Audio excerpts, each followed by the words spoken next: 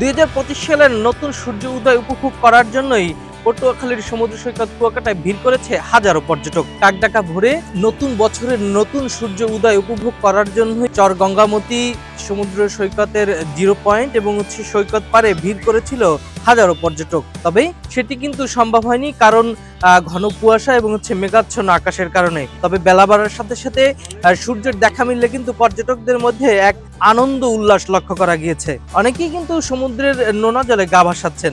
পাশাপাশি পর্যটকদের সাথে আমরা কথা বলেছিলাম। পর্যটকরা যেটি বলছেন যে নতুন বাংলাদেশ হবে বৈষম্যহীন বাংলাদেশ, যেখানে জাতি ধর্ম বর্ণ নির্বিশেষে সকলেই মিলেমিশে থাকবেন। হ্যাপি নিউ ইয়ার, সবাইকে নতুন বছরের অনেক অনেক শুভেচ্ছা।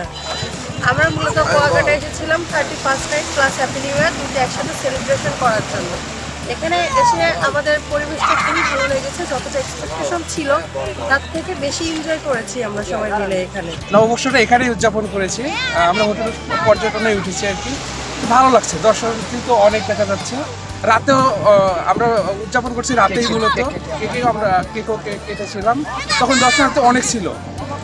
সকালে সূর্য উদয়ের জন্য আমরা এসেছিলাম, বাট আমরা দেখতে পারিনি কুয়াশার কারণে। আর ওভারঅল এটা ভালো লাগছে। পটুয়াখালী থেকে নতুন সূর্যোদয়ের এই ছিল সর্বশেষ তথ্য। Mohibullah Chowdhury, DBC news, Patuakhali.